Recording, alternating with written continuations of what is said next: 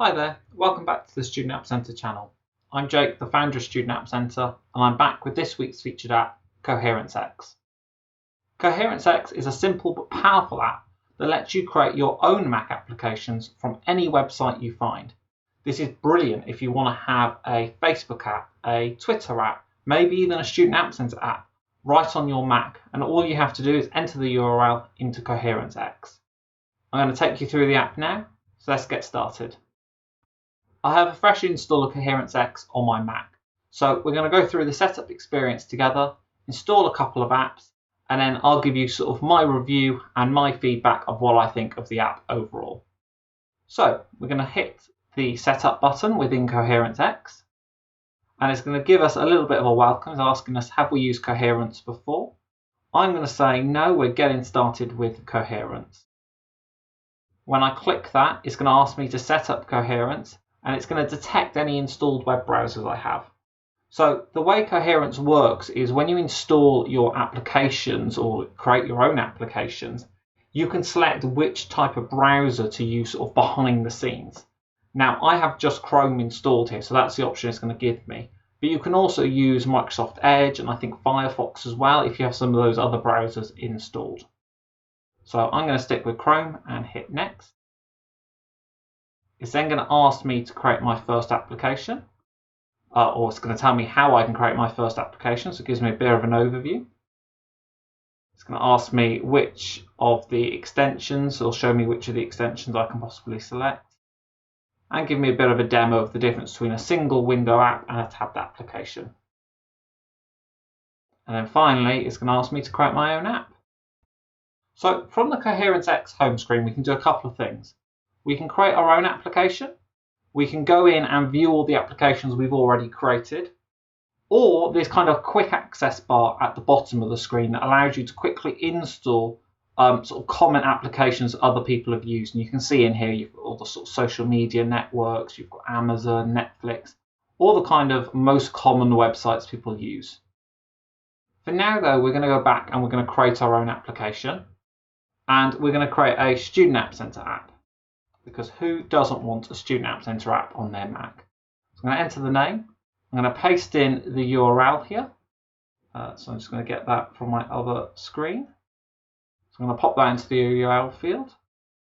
And then just look what happens now as I paste this in. What you're going to see is it's going to automatically generate an app icon. So if I click off, you're going to see what it does. It actually goes out to the website and it gets the icon from the website. Now, if I wanted to, I can actually add my own icon. So if you want something that looks more like a Mac icon, you could make your own, upload that, you can find one on the internet. And then when you go into Browse Mac, you can just select any image file from your computer as you'd expect. Now, we've got a couple of other options here as well.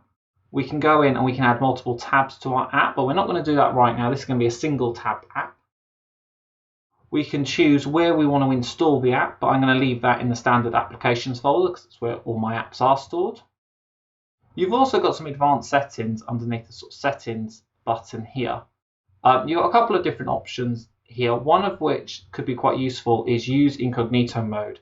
This will mean whenever you open your app, it's always as if you're opening it for the first time.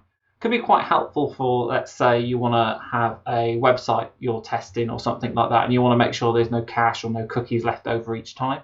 You can use Incognito Mode, so then every single time you open the app, it's sort of a fresh instance of it. You haven't got to worry about any of that baggage.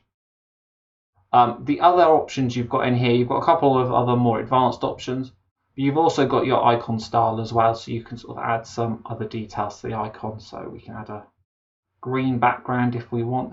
And then when I click off, if I didn't have an image in here, you'd see that green background show up. So now that I've got my app ready, I can hit next.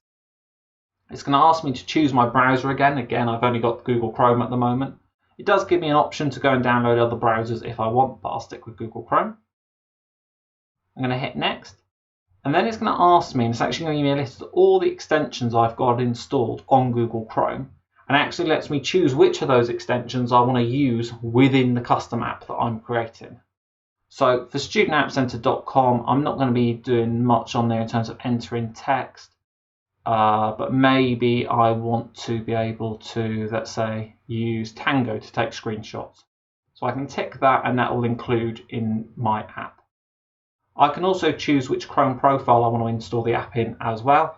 Obviously, in this case, I'm going to leave it under Student App Center. I'm going to create application. It'll take a moment to do this, and what you'll see is we've now got our new Student App Center app. And when I launch this app, it's going to actually pop up, and you will see I've now got my Student App Center app. And it says in its own window, I can resize, I can move it around. And if I hover over and show my dock, you can see I've now got my Student App Center icon here as an app. And I can even go in and do stuff like keep it in the dock.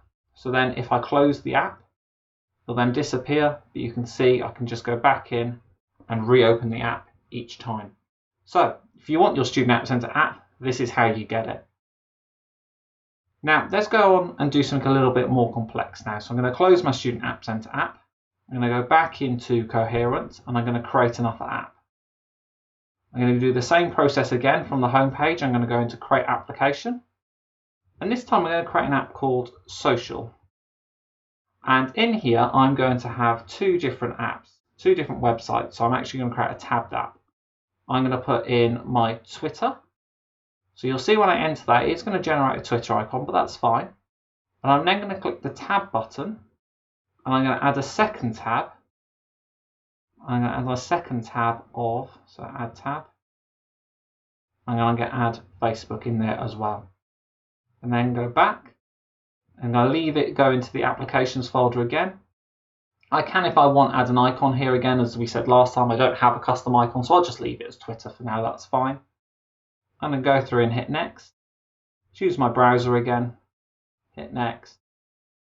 This time, let's say I want to make sure I've got my Google Translate and my Grammarly plugins. And then I'm going to create my application. And then it's going to load up, and I'm going to launch now. And what you'll see this time is this actually looks much more like a regular Google Chrome profile. You can see I've got my two tabs, I've got Facebook and I've got Twitter.